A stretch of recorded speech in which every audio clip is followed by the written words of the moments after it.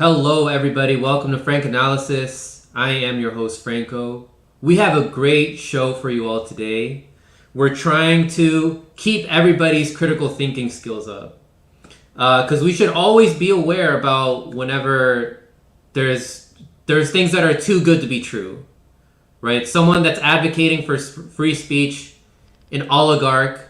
Let's not forget how Elon Musk got to where he is, which we're going to dive into here. If you did forget, or if you're not really familiar with his come up. But here's the news: Twitter accepts Elon Musk's bid to buy the company. This is after he was kept advocating for free speech on the platform after a series of censorship, which you all should be familiar with at this point, with what happened during 2020, 2021, and in 2022 with the Rona stuff, with the Russia-Ukraine stuff. And he's purchasing the social media company for about $44 billion. This is today. This is brand new news happening. The New York Post reported on it. We can come back to this in a little bit. And here is my friend Charles from the Lone Wolf podcast saying that, I gotta say, it kind of amazes me how many people are just so ready to trust Elon Musk just because of this Twitter stuff. A billionaire who has talked about microchipping humans. I learned long ago not just trust people because they're the enemy of your enemy. And then I said, in this case, he's the friend of our enemy. And we're going to get into that with our guest today. And I'm also going to ask him about some responses I got to this tweet here when I said people are really out here thinking an oligarch, Elon Musk, is going to save their free speech. So I have Jason Bermas here. What is going on, brother? Thank you very much. You've been covering Elon Musk a lot on your channel for years now. So it's great to have you back on the show. How are you? And what are your thoughts on all this? I am well, and let me say out of the gates, all hail Lord Elon Musk, savior of the universe, and all-around fantastic guy that could have no ulterior motives, especially when so many very, very good people gained so much power and wealth during COVID 1984. And guess what, my friend? The number one guy who did that was Elon Musk. Now, let me put that into perspective for everybody. Let's just scroll down a bit. Other really great guys like Jeff Bezos didn't do as well as Elon Musk. Bill Gates, who we all know and love, didn't do as well as Elon Musk, and neither did Warren Buffett. Bill Gates and Warren Buffett, of course, part of the good guy club, who are very concerned about population control, along with Ted Turner, George Soros, Michael Bloomberg, and of course, Oprah Winfrey. And let's not forget Larry Page and Sergey Google Brin. Those people, those great, great people. But Musk did better than them. Now, everybody needs to take a real big step back and understand what that means, my friend. That means that while really good people like small businessmen, mid-sized businesses, and other competitors around the world were literally shut down, eviscerated, and put out of business, good old Elon didn't do just fine. He increased his wealth by 600%. Well, how does good old Elon make his money? Is it Dogecoin? Is he a Dogecoin trillionaire? Like, are we in fantasy world? Is everybody Franco, especially during the hard hit COVID times, they go out and buy a Tesla? Sure do see a lot of Tesla charging stations popping up. Mm-hmm. Why is that? Well, that's because this man is nothing more than a front man for a transhumanist agenda on behalf of DARPA technology. And if you have any doubt about that, you will learn today that is where his fortune comes from. SpaceX isn't taking you or anybody else to Mars or the moon. That's fantasy land. See, the hype for NASA, which partnered with SpaceX, which, by the way, NASA's only 20% of what they do is space exploration. Let me say that again. Only 20% of what NASA does is space exploration. And space warfare has been going on since the 80s. We're getting to get into all of it. All right. What are they actually doing? What is that partnership? Well, you get to see people go 60,000 feet up in the air like they were doing in the 60s as part of the Oxcart program at Area 51, publicly disclosed and emphasized in Area 51 by Annie Jacobson. I encourage everybody to read it. So they're showing you technology that is 70 years old. And what is really going on is SpaceX is running military cargo, including military space satellites that are warfare satellites anywhere in the world in an hour, my friend. And wherever you'd like to begin, I'm willing to begin there. But I also want to put out there that not only does Musk have Neuralink under his belt, which you alluded to, which is very important to point out, and I'm glad that you did, but where did he make his scratchola in the beginning? Where did old Musker do make his big old money? Oh, look, it's in PayPal with his good friend Peter Thiel, who's a steering member now of over a decade of the Bilderberg Group, involved in all sorts of technology and surveillance, was the technology advisor to the president last administration, and then just kind of abandoned him when there was any talk of election fraud, right? Weird how that happened. Remember, he's part of a steering member group that in 2018, one of the subjects was the post-truth world. And the other subjects at this time, remember 2018, populism in Europe, crushed.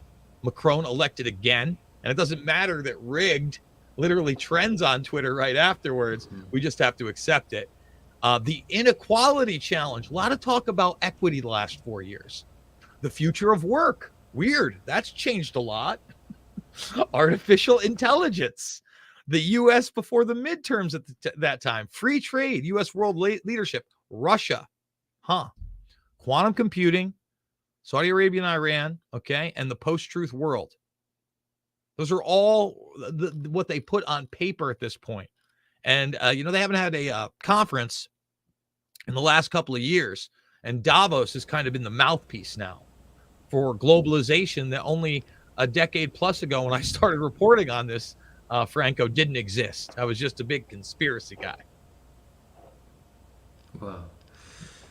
So a guy who got his upbringing with the assistance of the Pentagon and our state is all of a sudden going to allow free speech, and his technology is being used in the Russia-Ukraine situation right now. So you want to tell us a little bit more about that? Yeah, isn't that the nuttiest thing? Because I know that you're doing great work out there and others are doing great work on the left. Blumenthal does a lot.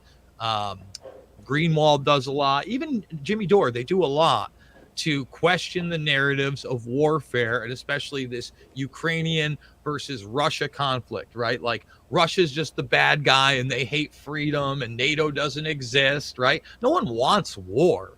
But, the cookie cutter good guy Zelensky freedom, the puppet actor we installed versus tyrant Putin is fiction, right? Now, previously, Elon Musk, since, again, all of his money comes from the Defense Department, he's pushing Neuralink. He's putting up space satellites. He's in bed with NASA. He's subsidized via Tesla. So it's all military industrial complex money. Okay. He is on Twitter after a long time ago saying what? We will coup who we want to coup. Right. Yeah. Challenging Putin to combat, to single combat, throwing memes at him. Okay. And telling people he's going to put up Starlink as communication systems, okay, in Ukraine. Now think about that. They're knocking out communication systems. So just on its face, if you believe that Starlink is just this happy fun time thing, and it's not really a Trojan horse civilian system of the military industrial complex, which we'll show you, okay, you're fooling yourself. So as we scroll down, he actually, oh man, maybe it's in another article that I had up there. He actually gets into it with members of parliament back and forth. Why is this man goading for World War III? And again, I want to show everybody it was public knowledge. This is 1983 that the Defense Department was weaponizing space. They just told you it didn't work, and unicorns exist. Give me a break. Okay, it's fiction. Of course it worked. And as soon as it gets there, all of a sudden they're using Starlink for drone strikes. You have military personnel from the Ukrainian army posing with Starlink. Okay. It's admitted they're taking out Russian tanks with Starlink.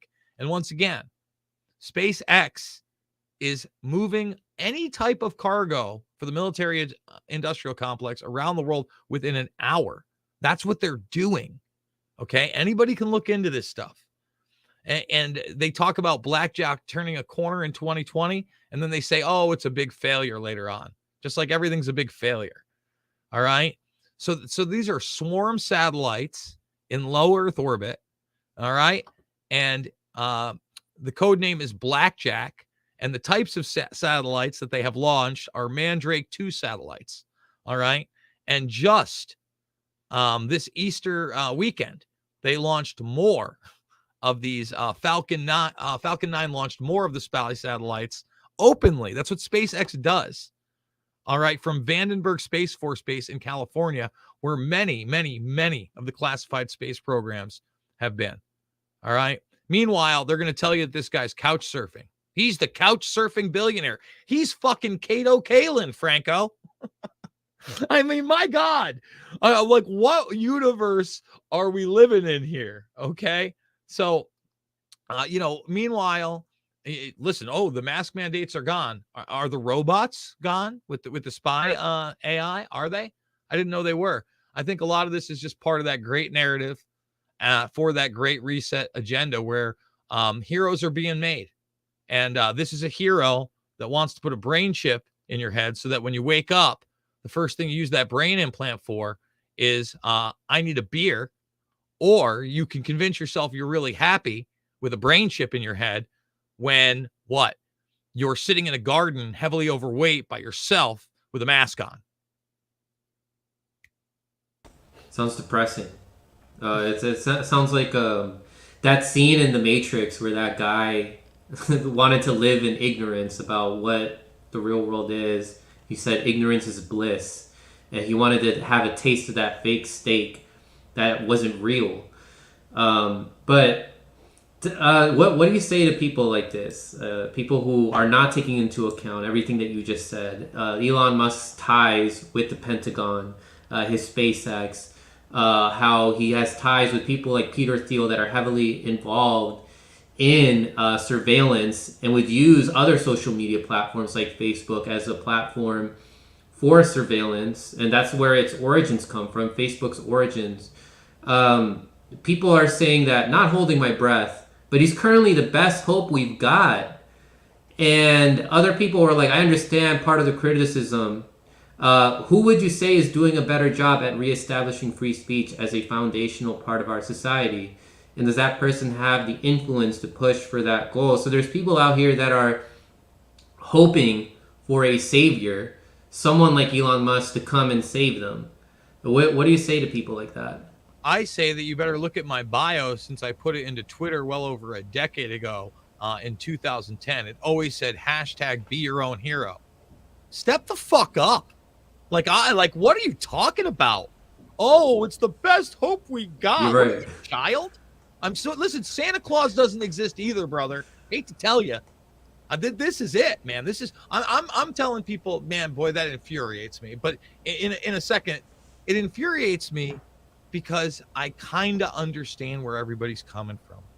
We've been conditioned to be children as long as we live.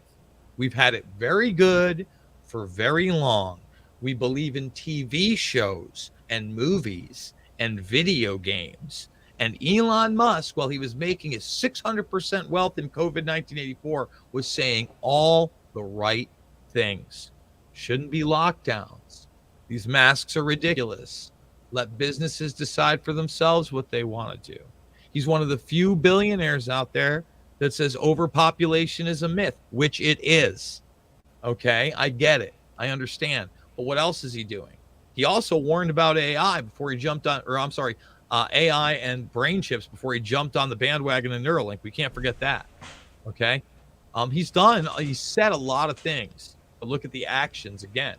If the military industrial complex didn't want him, they wouldn't be using him. He is the true source of a Trojan horse civilian system to get you into the metaverse first, in this track trace database society gone mad, where it's not only the internet of things, but the internet of bodies. And you accept the transhumanist agenda, which is really an agenda for the virtual age. Let's go back to that document, because first of all, let me tell you what another Trojan horse civilian system is that NASA works with. That's Google. Okay, they achieved quantum supremacy after a decade plus. Okay, these are like the commercial interests that use them. It's just like Kurzweil, another one, a big transhumanist, will tell you that overpopulation is a myth, right? But at the same time, he works for Google at Calico, which is their immortality division. But now, three years ago, almost 2.5, they achieved quantum supremacy. All this idea that China has better technology than us is absolutely ludicrous. I'm not saying they don't have advanced technology, but better than us? No. We've been doing this a long time under reps. Now, Russia, on the other hand, they probably have a lot of this technology as well. So I want to bring people into this future strategic warfare document. This is Dennis Bushnell, chief scientist at NASA. Been around since the pre-Apollo days. Now, we're talking about brain chips. I have them in 2011, talking about how they put 10,000 brain chips in humans. These are not cochlear implants. These are not retinal implants. These are straight up brain chips for memory, advanced reflexes, and more, including super soldiers. In 2014, he claimed there were 40,000. In 2018, I have him on camera talking about having 200,000 people already with these brain chips. All right.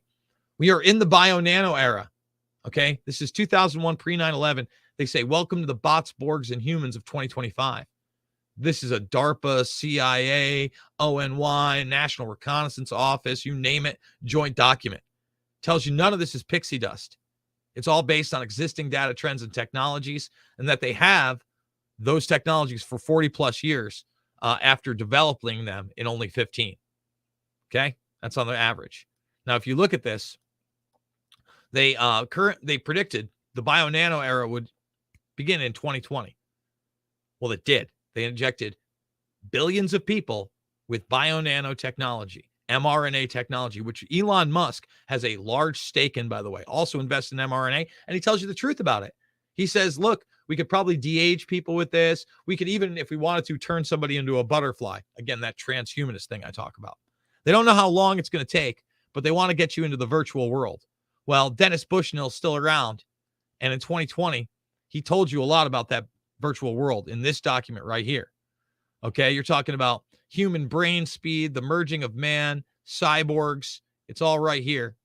You kind of wish it wasn't, but you can look at this, and it is the real deal.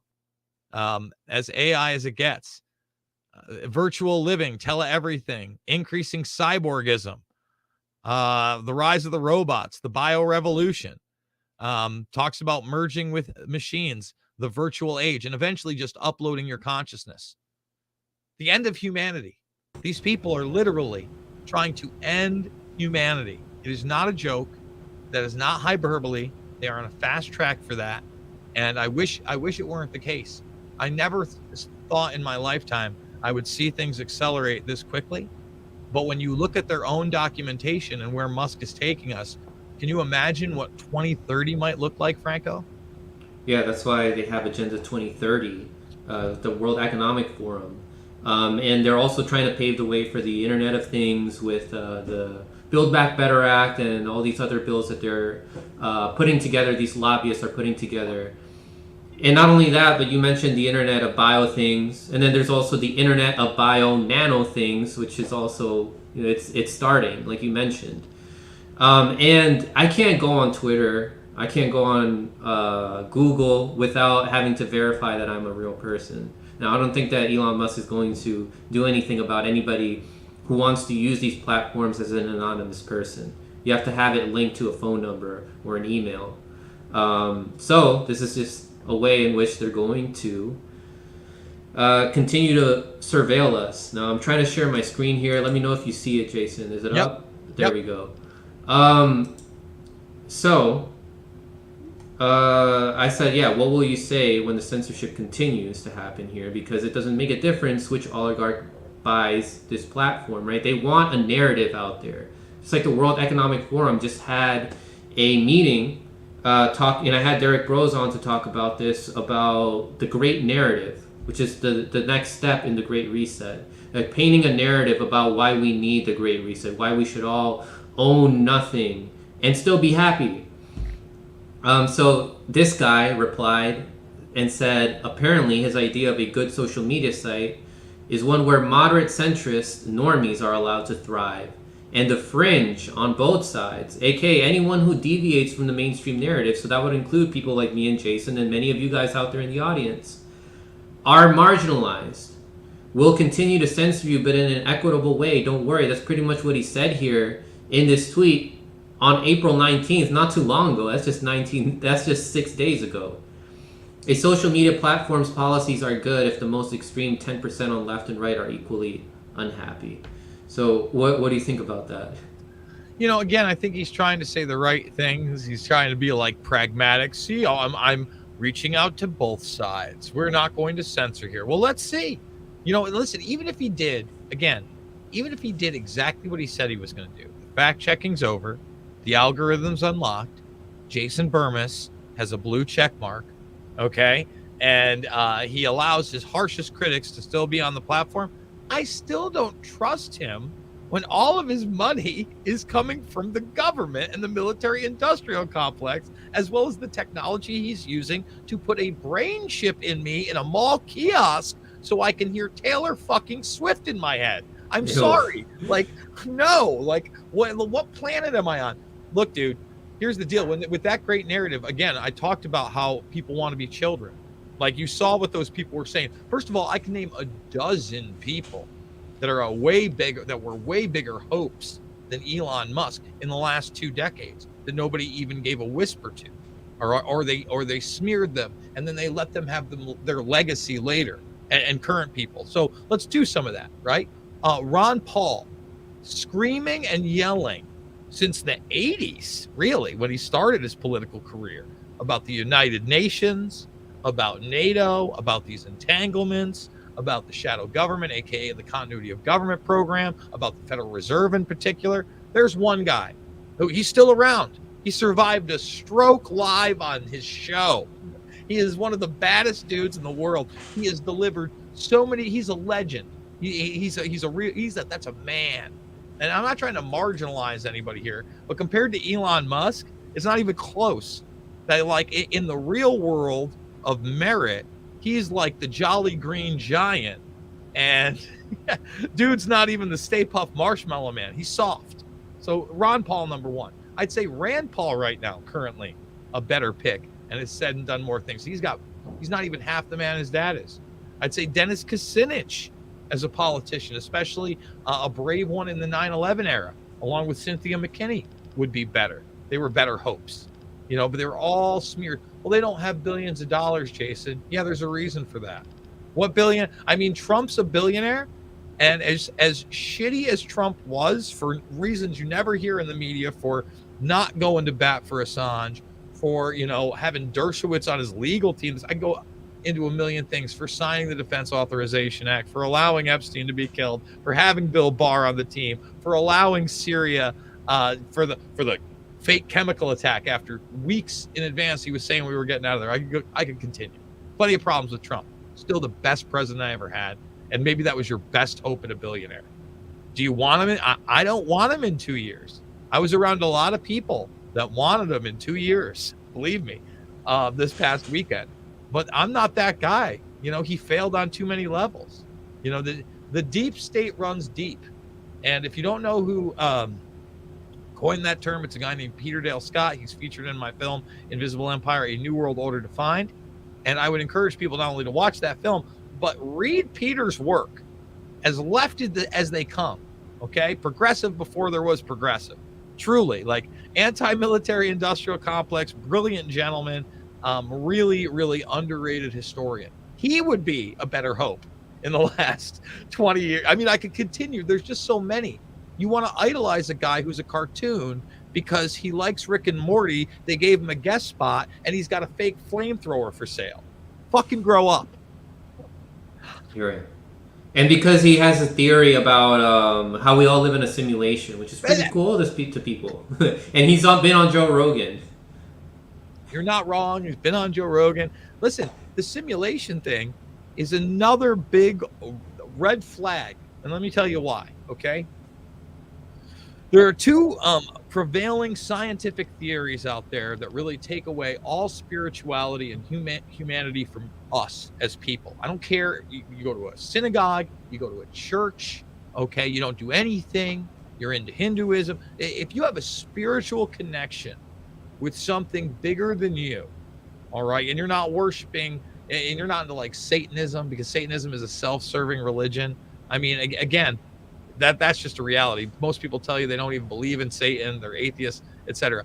But if you're a person that truly believes there is a morality and a connection with humanity, and really the nuclear family, and that's what essentially life is really about, trying to do better than your predecessors and raise your kids better and a better generation. Like that's ultimately, in my mind, 100% the meaning of life, trying to do good by that, and really having the fruits of your labor being a better humanity later on. These people want to crush all of that. And they want to tell you that you're totally insignificant. And that's why the simulation and the multiverse theory are there. Okay, when you talk about quantum computing and entanglements and what's really happening, what do they tell you? Oh, the multiverse is real. Let me tell you what bullshit the fucking multiverse is. If you believe in the multiverse, Jason Bermas is king of Japan because he has to be, because Japan needs a king in one of the multiverses, because everything happens. Anything's possible. And not only possible, everything has to happen. So I'm also, the scuba diving world champion and Guinness Book of World Records holder. Meanwhile, I am also simultaneously a serial killer of Taiwanese hookers, because it has to happen. Like everything of the darkest thing that could ever happen, or the most ludicrous thing, has to happen. In fact, it's these two things, the simulation and the multiverse theory that they push, that makes me sympathetic to flat earthers. You know why? Because if the fucking multiverse is real, there's a universe out there where the earth is flat. Not only is that, but there has to be a universe out there which is flat, okay, which is being hidden by governments everywhere in a giant conspiracy. It has to happen.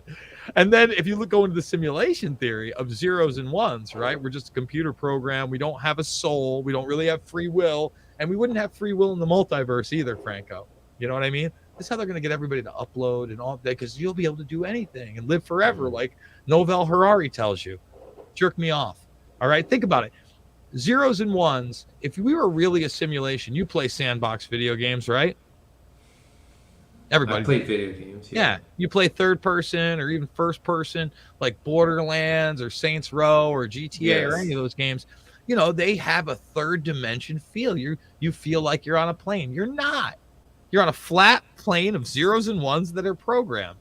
So again, if we were in a simulation, really, there's no reason that the world would have to be round, because it could appear round, but really you're always on a flat plane, and the physics are kind of just like fake, right? That's the only reason I'm sympathetic to those people. I think all three theories are Johnny nonsense.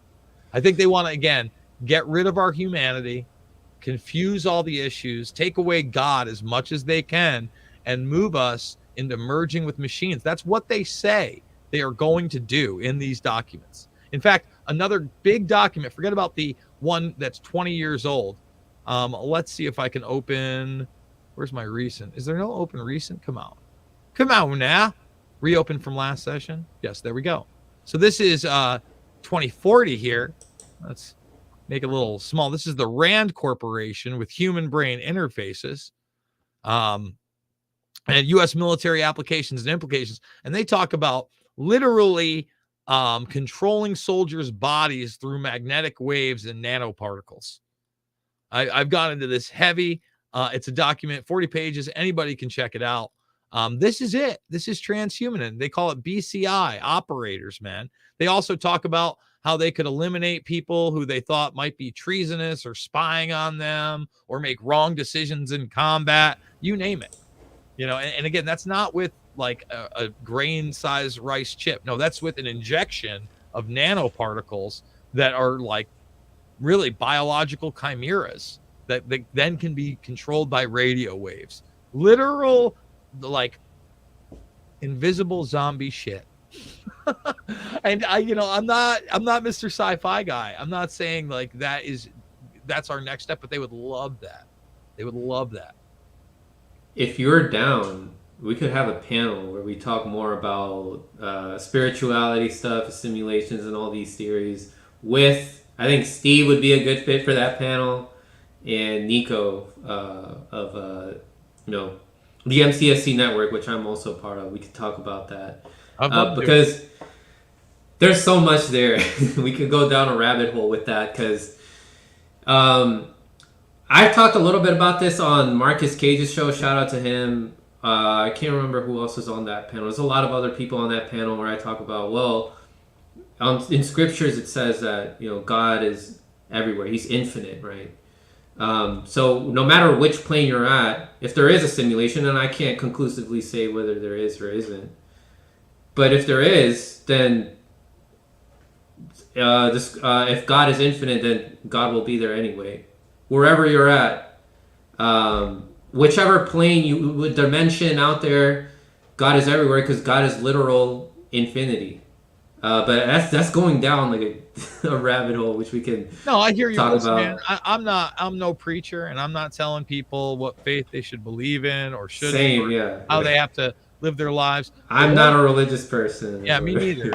And really, that stems from the fact that I'm kind of obsessive about what I do talk about and what I feel like. I wouldn't be telling you that the Rand Corporation is writing about injecting people with nanoparticles to basically control them like zombies if it wasn't in there, right? I'm not doing that stuff, and I'm not writing that stuff.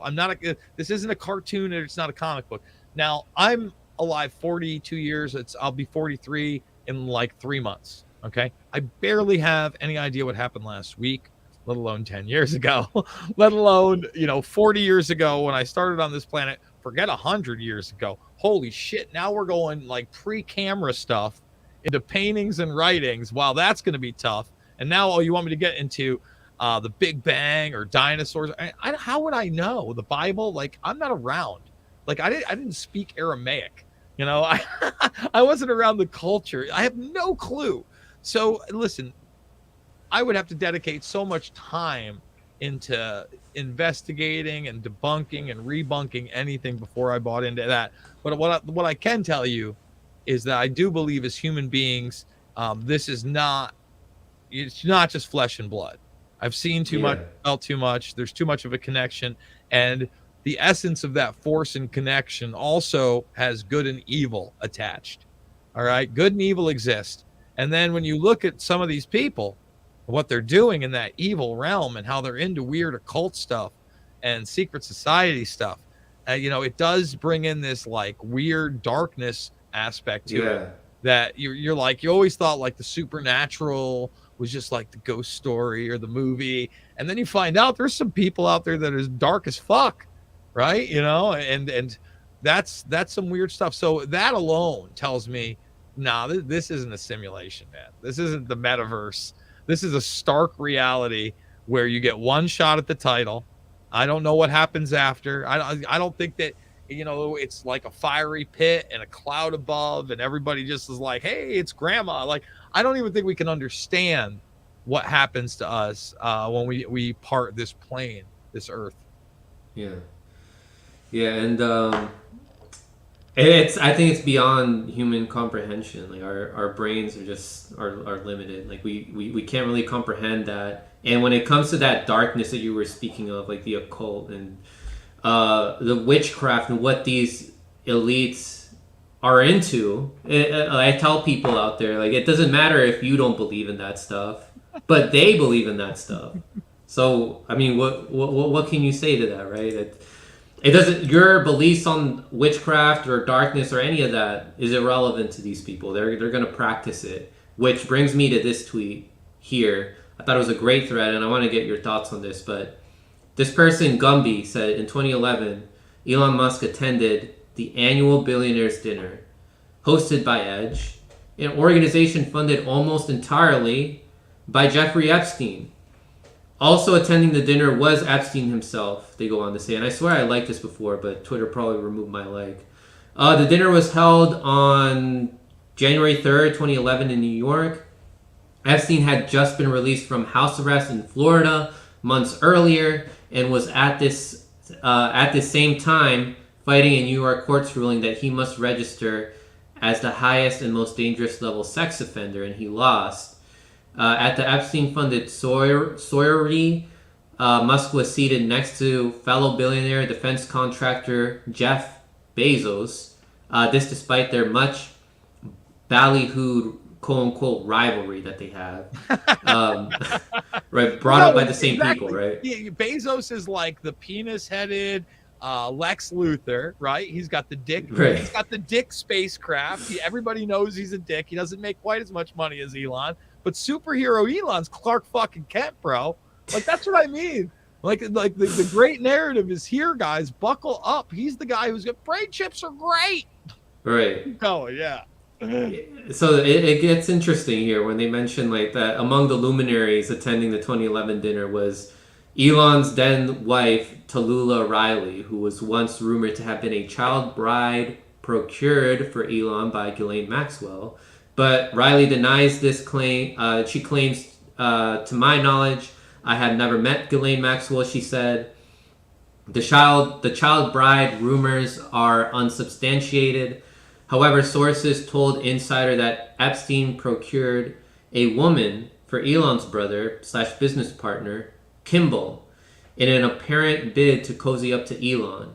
Kimball dated the woman from 2011 to 2012. Additionally, it's highly unlikely Riley never met Ghislaine, given that Riley attended the infamous 2014 Vanity Fair Oscars party where Elon was photographed with Ghislaine, that famous photo that was going around during the Maxwell trial, and when Elon Musk was making comments about it, and they're all like, "Oh, is this you? Is this you, Elon?" And he said that she photobombed him. So Riley then says, "It is possible I was briefly introduced to her, but not in any way that I can remember." Riley also notes that she and Elon visited Epstein at his Manhattan mansion. According to Elon, this meeting lasted about 30 minutes and was held at Riley's urging as research for a novel she was writing. And Elon did not dine with Epstein at least one other time at a dinner hosted by PayPal Mafia crony Reid Hoffman, put on to celebrate neuroscientists. Here Elon reportedly introduced Epstein to Mark Zuckerberg, though Elon, of course, denies this. So this reminds me a lot about how Bill Gates made business deals with Jeffrey Epstein. Like, all these billionaires that don't need to negotiate with Jeffrey Epstein, who's a millionaire, but they do it anyway. It reminds me a lot about that. Insider also reported that Epstein toured Elon's SpaceX facility in 2012.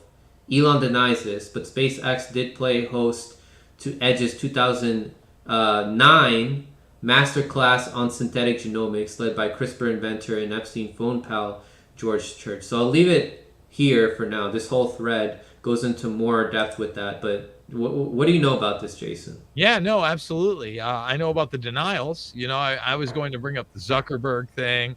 And again, Zuckerberg is only there not only because of Peter Thiel, but then you have the disruptor himself, Sean Parker. And I've talked about Sean Parker before. Sean Parker made that infamous quote that many people remember, where he talks about how they knew the algorithm was creating these dopamine hits that then the users would be addicted to, and they did it anyway. And Sean Parker was recruited by the CIA at 16. Now, the story goes that he turned that down for a privatized job where he made money that summer, I think somewhere on the tune of $30,000+.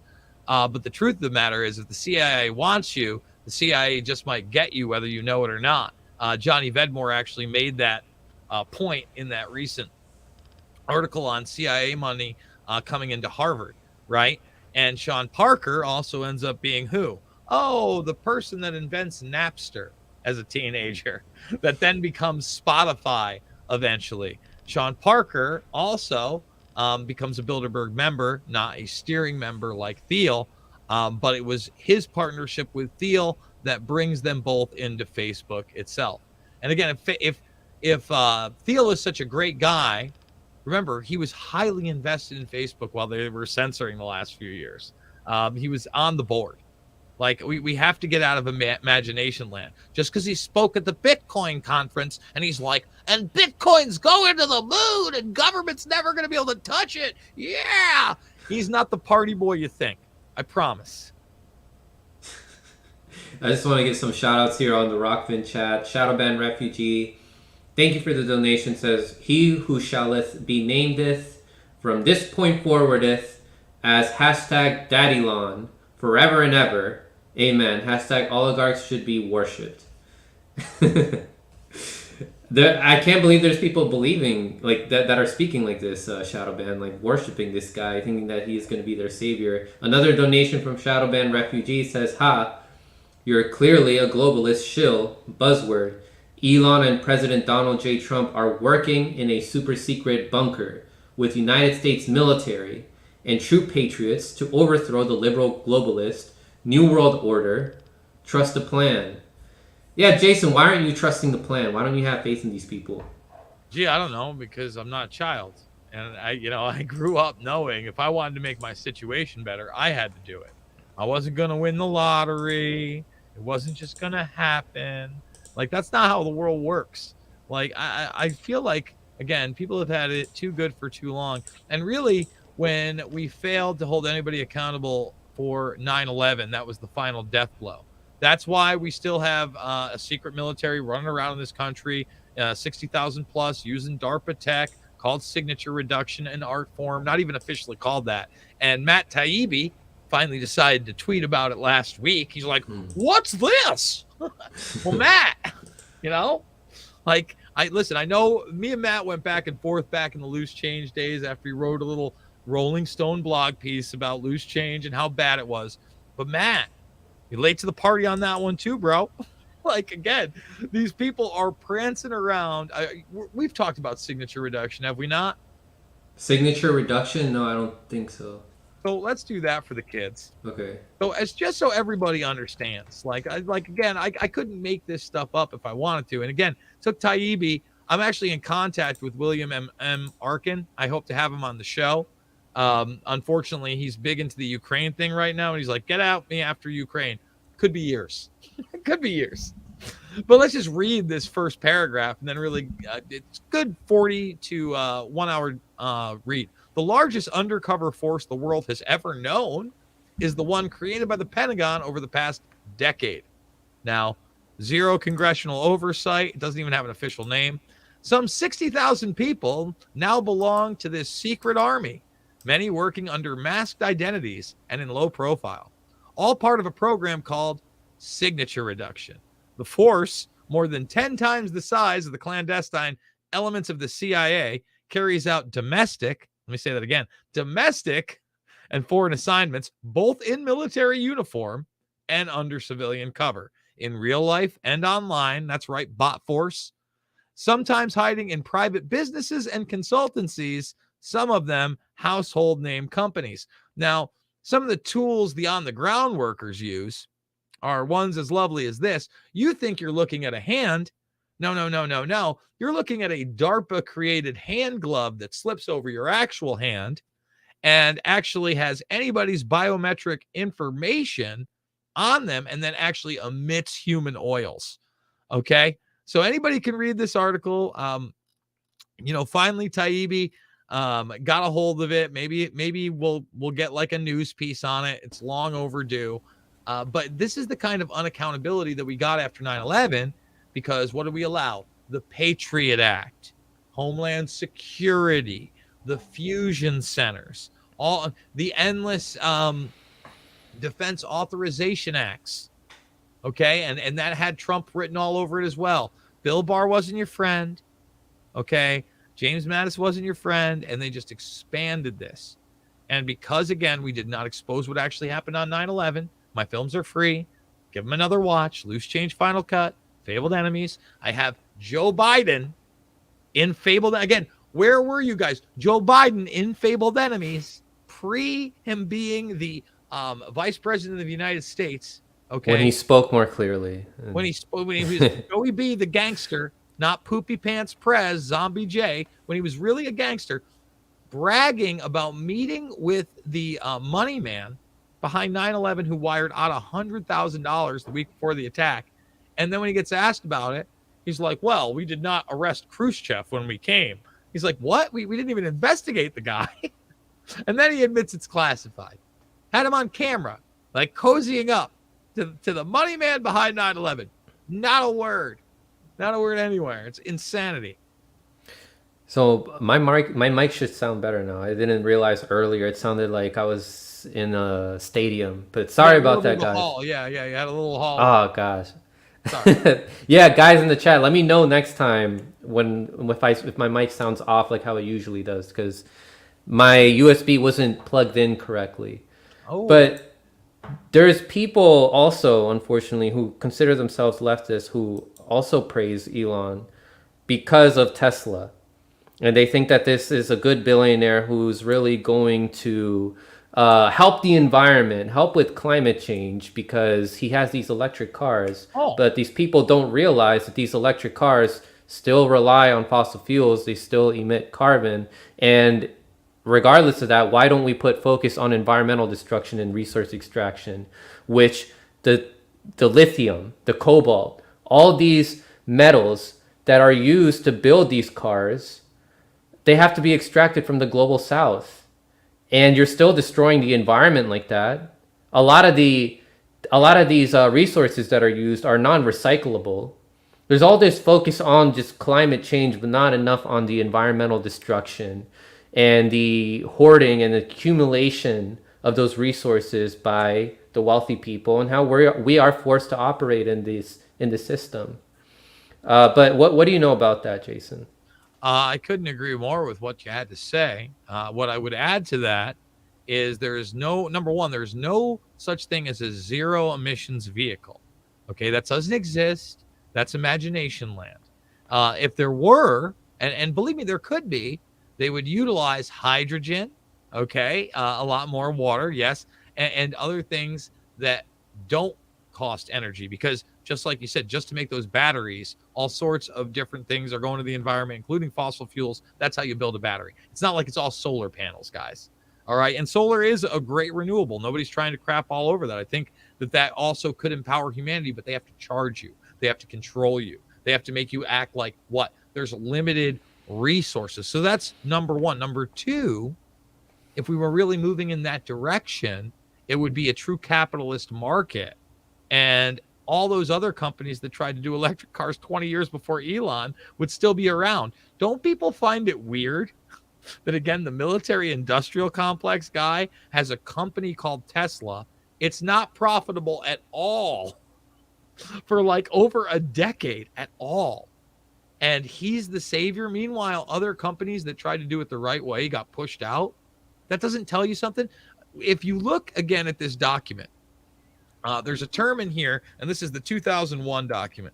And it's so important for people to understand what this means. It is called Horse Civilian Systems. Okay. And this is how you have direct attack capabilities in the United States. And included in that are what? Information, internet, and psychological warfare, as well as binary biologicals into the foods. Remember, we talked about zeros and ones. We talked about chimeras. We talked about transhumanism. We talked about gene editing. Well, that's in our food as well. And that's all been announced now. You could talk about the UAVs. All right. And what are we seeing? Drones around the world. I mean, this is the real deal. They put this on paper. So people understand when they're talking about Trojan horse civilian systems, that means they're getting into the back doors.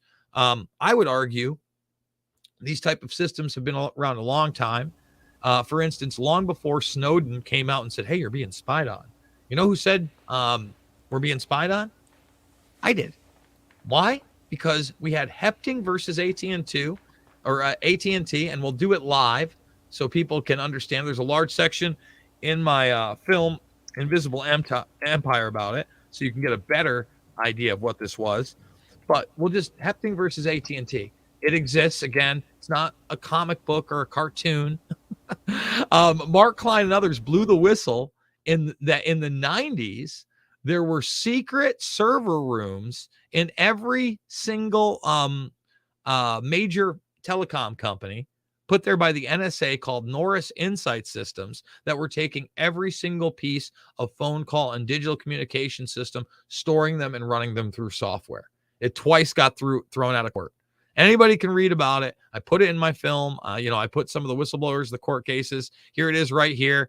It's a real court case. I didn't make it up. And they threw it out of court twice, including the appellate court. Okay. The NSA has been spying on everybody for a very, very long time through what? Trojan horse civilian systems. AT&T, Ma Bell, Verizon, you name it. And it's only going to get worse. And this disgusting feedback that these people in the private and public sector are having with each other right now is only going to get worse with the Great Reset. I mean, this world that we're living in is fascism, right? And the people that they all collaborate with, right? Elon Musk. Oh, this is a lovely picture here, which you brought up earlier. So I said earlier, I brought up this tweet. I said, if you all want Twitter to be free of censorship, then you all should advocate for it to act as a public town square, not for an oligarch to own it. But then this person said, as opposed to what? Vanguard, BlackRock, Morgan Stanley, State Street. Elon is pretty damn rich. Yes, however, he does not have near the power and reach of those previous owners of Twitter. Now, these groups, Vanguard, BlackRock, they own so much in so many industries. Tech industry, military industrial complex, pharma. And I said, you're fooling yourself if you think Elon doesn't have ties with any of those corporations you just named. They feed off of each other. So Jason, what do you have to say to that? I say you're spot on, right? It's just like, Elon was bullying Bill Gates on Twitter. Oh, Billy Gates is God, man. Get out of here, Bill. Bill Gates has been set up in this narrative as the bad guy. At the end of the day, those people that you see, they're not the true oligarchs, right? They're the anointed oligarchs. Zelensky has 1.4 billion, for Christ's sake. He's a comedian actor. You know what I'm saying?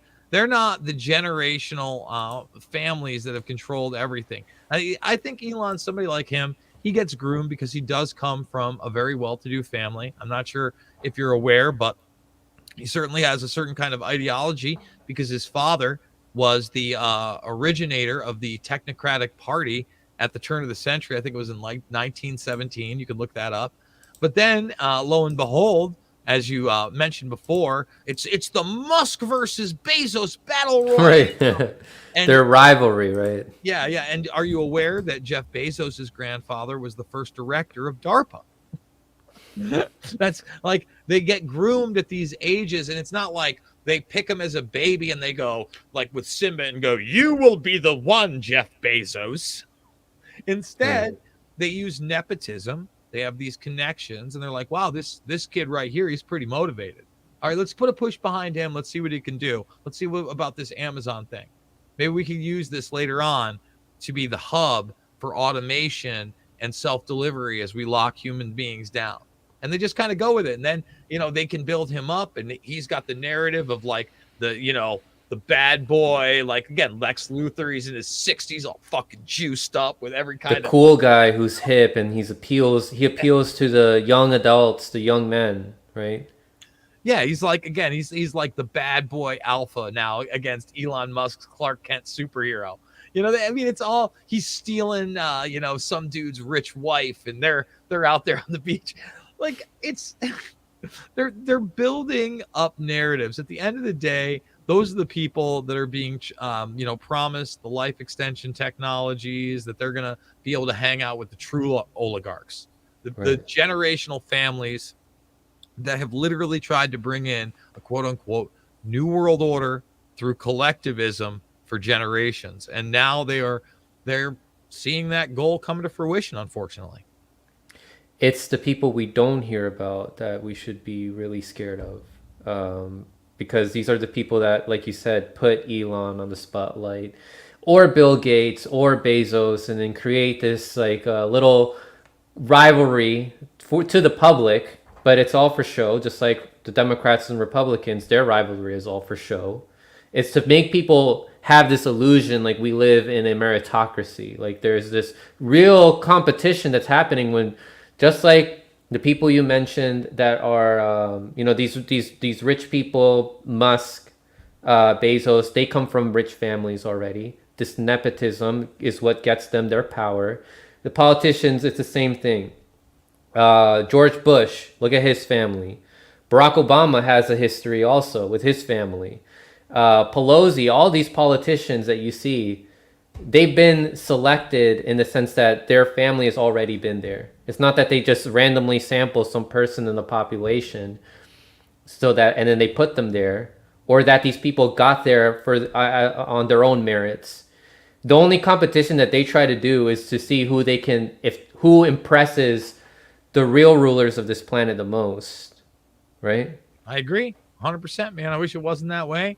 But you're damn straight. I would encourage people to watch Invisible Empire, a New World Order Defined, a film I made over a decade ago, and now a 9-year anniversary from putting out Shade the Motion Picture, both on this subject of globalism, the true levers of power. And again, I don't think you can understand how we got to this point. You know, the swamp's been there for a very long time. The deep state aren't just the Democrats, unless you understand what happened on 9/11. Loose Change, Final Cut, and Fabled Enemies. They're all free. And of course, Franco, remember, just like we're on Rockfin, I'm on Podbean as well. But this is where you're going to find my stuff uncensored. If you haven't made that free account, please do. And follow me over there as well. Yeah, thank you. Final shout out here from Shadowban Refugee. Thank you very much for the donation. Says, I demand a signed copy of Loose Change for constantly shilling that film for the past 15 pinche years. I'm just kidding. By the way, fam, comic relief and laughter is necessary on days like today, where we pick our own good king to jump in the ring with the other good kings that run the planet. Messianic, elongated, hashtag Daddy Long. Oh, Daddy Long. Prophecies breaking the seventh seal. Ahoy, sailing the seas of cheese for life. Thank you very much, Shadowman. So yeah, Jason, it's a pleasure having you on, man. And I just want to say thank you for having me on. I reached out to you because I know you've been on a lot of these influential left shows, and I know a lot of them keep up with your work as well. And I think that's important. Look, I'm glad when the guy's doing good, and I don't just ignore that he hasn't said those things. And it's a complex world, but we cannot ignore all the things that I just went into, and we cannot ignore that they are producing a great narrative on behalf of a great reset agenda that is nothing more than New World Order repackaged transhumanist garbage. So thank you again, my friend, and hopefully we'll do it again soon. Absolutely. Yeah, guys, you got to keep your eyes peeled. Like I always say, stay informed. You're not alone.